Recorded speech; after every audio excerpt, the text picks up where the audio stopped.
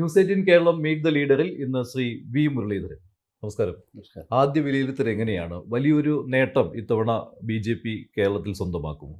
സംസ്ഥാന സാഹചര്യത്തെക്കുറിച്ചൊന്നും എനിക്കിപ്പോൾ പറയാൻ പറ്റില്ല. കാരണം ആ വിലയിരുത്തലിനെ കുറിച്ച് ഇതുവരെ പാർട്ടി അങ്ങനെ ഒരു വിലയിരുത്തൽ ഇന്ന് നടന്നിട്ടില്ല. ഏതായാലും കഴക്കൂട്ടത്തെ ഏതായാലും വിജയിക്കാൻ സാധിക്കും. ഒരു അനുകൂലമായിട്ടുള്ള ഒരു ജനവികാരം, ആ ജനവികാരം NDAക്ക് അനുകൂലമായിട്ട് വരും. എന്താണ് പോസിറ്റീവായിട്ടുള്ള ഘടകങ്ങൾ, കഴിഞ്ഞ തവണത്തെ അപേക്ഷിച്ചുള്ള ഒരു അനുകൂല ഘടകങ്ങൾ എന്ന് പറയുന്നത്? അല്ല, 2016 ഞാൻ ഇതിനു മുമ്പ് മത്സരിച്ചത് ഇവിടെ. അന്ന് BJPയുടെ വോട്ട് 8,000 80,000 അങ്ങനെ എന്തോ വോട്ടാണ് അതിന് മുമ്പുള്ള തെരഞ്ഞെടുപ്പിൽ കിട്ടിയത്. അവിടെ നിന്ന് 43,000 വർദ്ധിച്ചു. അത് BJPയുടെ സംഘടനാശേഷിയും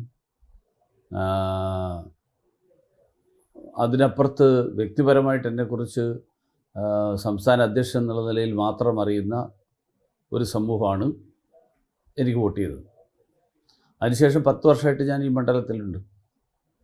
5 വർഷം മന്ത്രിയായിട്ടും ഈ മണ്ഡലത്തിലുണ്ടായിരുന്നു. മന്ത്രി എന്നുള്ള നിലയിലുള്ള എൻ്റെ പ്രവർത്തനത്തെ അവർക്ക് വിലയിരുത്താൻ കഴിഞ്ഞു.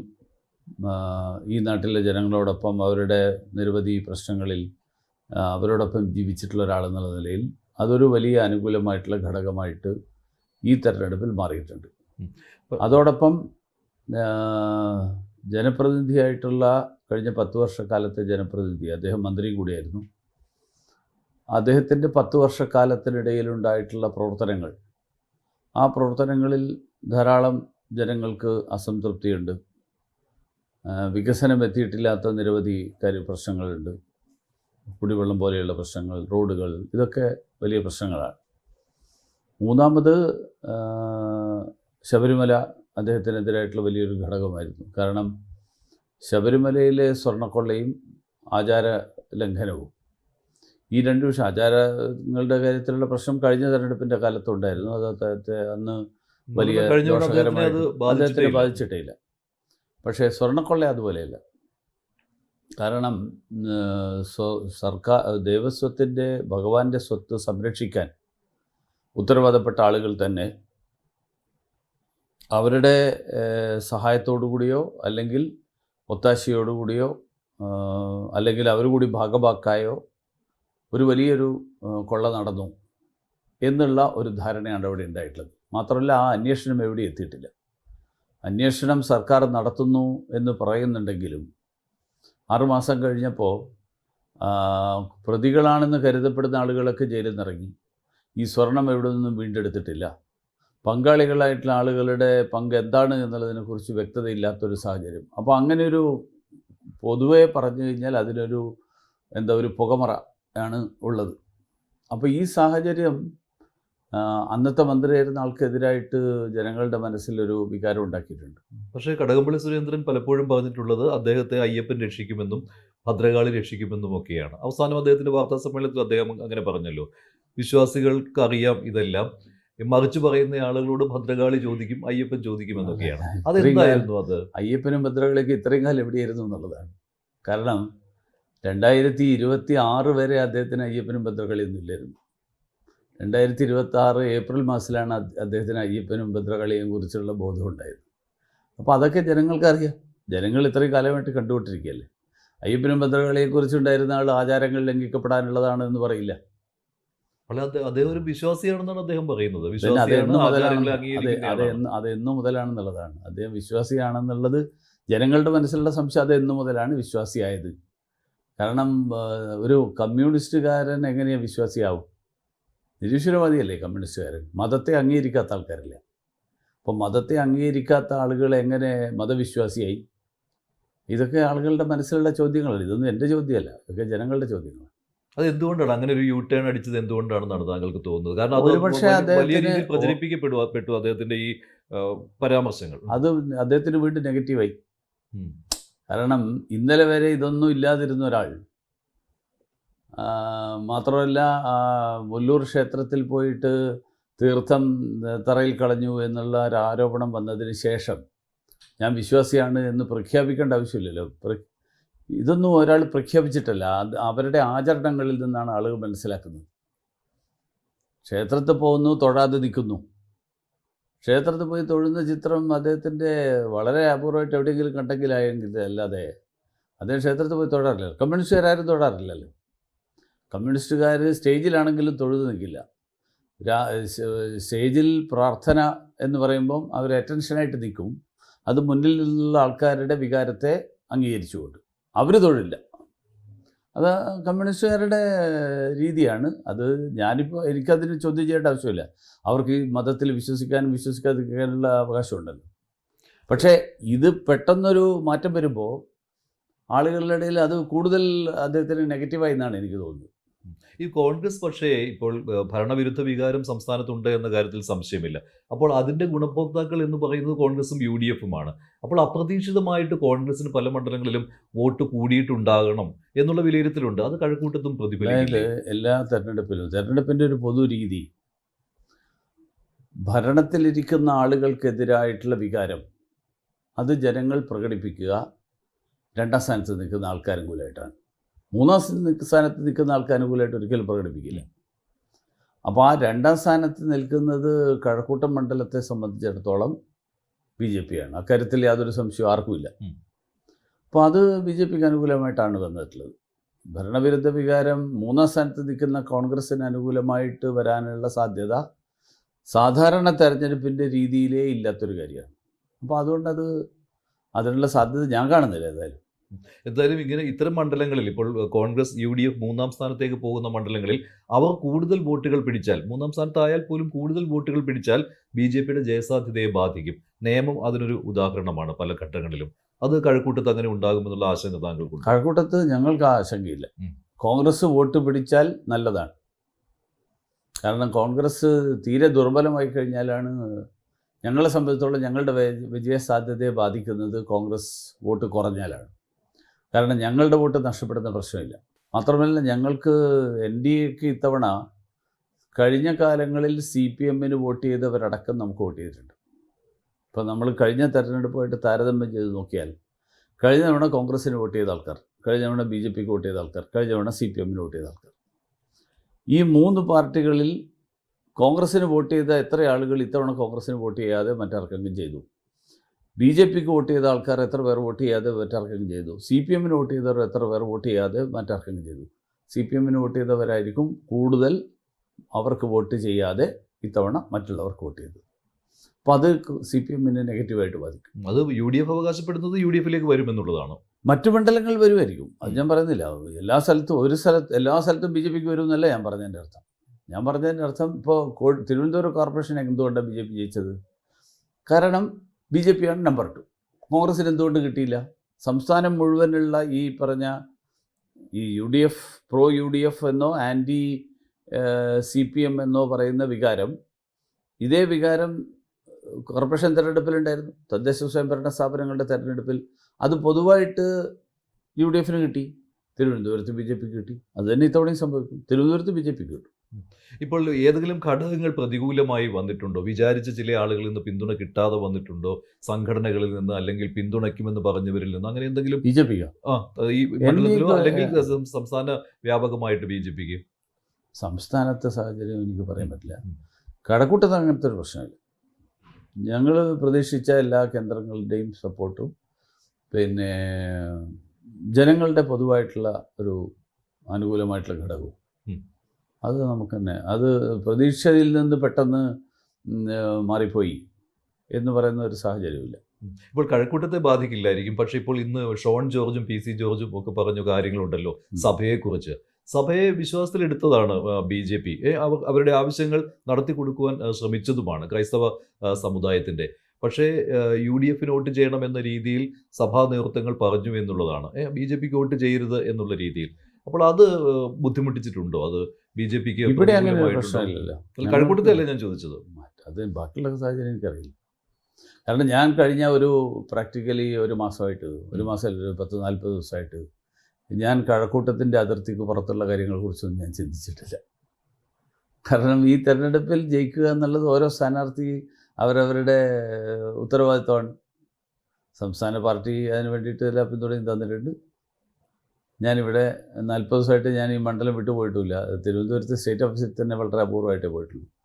അപ്പോൾ അതുകൊണ്ട് ഈ തെരഞ്ഞെടുപ്പ് ഇവിടുത്തെ കാര്യങ്ങളിൽ ശ്രദ്ധിക്കുക എന്നുള്ളതാണ് പാർട്ടി തന്നെ ചുമതലപ്പെടുത്തിയിട്ടുള്ളത്. അതുകൊണ്ട് ഡൽഹിയിലുള്ള ചില യോഗങ്ങളടക്കം ഞങ്ങളെയൊക്കെ വരണം നിർബന്ധമില്ല എന്ന് പറഞ്ഞിരുന്നു.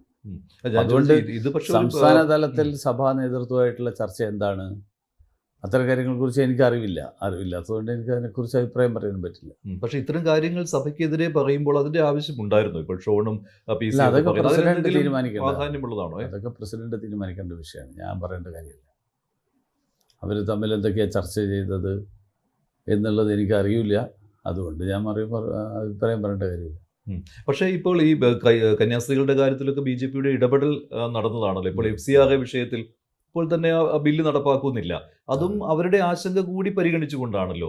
അപ്പോൾ ഈ ക്രിസ്ത്യൻ ഔട്ട്റീച്ച് BJP നടത്തുന്നുണ്ട്, പക്ഷെ അത് തിരിച്ചത് ഫലം കിട്ടുന്നില്ല എന്നാണോ? അങ്ങനെയൊന്നും എനിക്ക് അഭിപ്രായമില്ല. നമുക്കിവിടെ അനുകൂലമായിട്ടുള്ള നിരവധി ആൾക്കാർ അനുകൂലമായിട്ട് വോട്ട് ചെയ്തിട്ടുണ്ട്. അപ്പം അങ്ങനെ ക്രിസ്ത്യൻ ഔട്ട്റീച്ച് കൊണ്ട് ഒരു പ്രയോജനം ഉണ്ടായില്ല എന്നൊന്നും എനിക്ക് തോന്നുന്നില്ല. ചില സ്ഥലങ്ങളിൽ ഉണ്ടായിട്ടുണ്ടാവില്ലായിരിക്കും, അത് എനിക്കും അതിൻ്റെ വിശദാംശങ്ങൾ അറിയില്ല. അവരുടെ ആശങ്കകൾ ഇനിയും ഉണ്ടെങ്കിൽ അതും പരിഹരിച്ചു കൊടുക്കേണ്ടതാണ് അല്ലേ? ഇപ്പോൾ FCRA പോലെ മറ്റു വിഷയങ്ങൾ വരുമ്പോൾ അതായത് ആശങ്കകൾ ഈ സഭയുടെ മാത്രമല്ലല്ലോ. ഒരു ജനപ്രതിനിധിയെ അല്ലെങ്കിൽ ഒരു പൊതുപ്രവർത്തകൻ എന്നൊക്കെ പറയുമ്പോൾ സമൂഹത്തിൽ എല്ലാവർക്കും വേണ്ടിയിട്ട് നിലകൊള്ളണം. അത് ക്രൈസ്തവ സമൂഹത്തിലുള്ള ആൾക്കാർക്കും വേണ്ടിയും നിലകൊള്ളണം. FCRAയുടെ കാര്യത്തിൽ അവരെന്തിനു ആശങ്കപ്പെടുന്നത് തന്നെ എനിക്കറിയില്ല. കാരണം FCRAയുടെ കാര്യത്തിൽ മതം എന്നുള്ള പരാമർശമേ ഇല്ലല്ലോ. FCRA ബില്ലിൽ മതം എന്നുള്ള പരാമർശമേ ഇല്ല. അപ്പോൾ പിന്നെ ഒരു പ്രത്യേക മതത്തിൽപ്പെടുന്ന ആളുകൾ എന്തിനാണ് ആശങ്കപ്പെടുന്നത്? എനിക്കതുകൊണ്ട് അവരുടെ ആശങ്ക എന്താണെന്ന് എനിക്ക് മനസ്സിലായില്ല. പക്ഷെ അവർക്ക് പറയാനുള്ളത് കേട്ടു എന്തായാലും. അതുകൊണ്ടാണല്ലോ ഈ ബില്ല് മാറ്റിവെച്ചത്. ബില്ല് മാറ്റിവെച്ചത് അതുകൊണ്ടാണോ എനിക്കറിയില്ല. എന്തുകൊണ്ടാണ് ബില്ല് മാറ്റിവെച്ചത്? അങ്ങനെ ഒരു പ്രസ്താവനയൊന്നും വന്നിട്ടില്ല ബില്ല് മാറ്റിവെക്കുന്നതിൻ്റെ കാരണം. ഈ ബില്ലിൻ്റെ യഥാർത്ഥ ഉദ്ദേശം എന്താണെന്നുള്ളത് സർക്കാരിൻ്റെ ചുമതലപ്പെട്ട ആൾക്കാർ വ്യക്തമാക്കിയിട്ടുണ്ട്. അതായത് വിദേശത്ത് നിന്ന് വരുന്ന ഫണ്ട് അല്ലെങ്കിൽ പണം, ആ പണം ഭീകരവാദ പ്രവർത്തനങ്ങൾ ഉൾപ്പെടെയുള്ള കാര്യങ്ങൾക്ക് വേണ്ടിയിട്ട് അല്ലെങ്കിൽ അത്തരം പ്രവർത്തനങ്ങളെ സഹായിക്കുന്ന ആളുകൾക്ക് വേണ്ടിയിട്ടടക്കം ഉപയോഗിക്കപ്പെടുന്നു എന്നുള്ളൊരു ആശങ്കയുള്ളതിൻ്റെ പശ്ചാത്തലത്തിലാണ് രാജ്യസുരക്ഷയെ കരുതിക്കൊണ്ടാണ് ഈ തരത്തിലുള്ളൊരു നിയമം കൊണ്ടുവരുന്നത് എന്ന് പറഞ്ഞിട്ടുണ്ട്. അപ്പോൾ അത് ക്രൈസ്തവ സഭകളെ ബാധിക്കുന്ന പ്രശ്നമല്ല. കാരണം ക്രൈസ്തവ സഭകൾ ഇതുവരെ അത്തരം ഭീകരവാദ പ്രവർത്തനങ്ങൾക്ക് പിന്തുണ നൽകുന്നവരാണ് എന്നുള്ളൊരു സംശയം എനിക്കേതായാലും ഇല്ല കേരളത്തെ സംബന്ധിച്ചിടത്തോളം. അപ്പോൾ കേരളത്തിലെ ക്രൈസ്തവ സഭകൾ എന്തിനാണ് ഇങ്ങനെയുള്ളൊരു നിയമം വരുമ്പോൾ അതിനെ ആശങ്ക പ്രകടിപ്പിക്കുന്നത്? കാരണം ക്രൈസ്തവ സഭകൾ പ്രവർത്തിക്കുന്നത് വിദേശത്തു നിന്നുള്ള പണം കൊണ്ടാണോ എന്നെനിക്ക് അഭിപ്രായമില്ല. വിദേശത്ത് നിന്ന് കുറച്ച് പണം കിട്ടുന്നുണ്ടാവും. ആ പണം കൊണ്ടാണ് അവരെക്കുറിച്ച് അങ്ങനെ ഒരു തെറ്റിദ്ധാരണ വരും. നാളെ കേരളത്തിലെ ക്രൈസ്തവ സഭകളൊക്കെ പ്രവർത്തിക്കുന്നത് വിദേശത്ത് പണം വാങ്ങിയിട്ടാണ്. അത് അവർക്ക് തന്നെ ഒരു അപമാനകരമായിട്ടുള്ള ഒരു നിലപാടല്ലേ? കേരളത്തിലെ ക്രൈസ്തവ പ്രവർത്തിക്കേണ്ടത് വിദേശത്ത് പണം വാങ്ങിയിട്ടല്ലല്ലോ.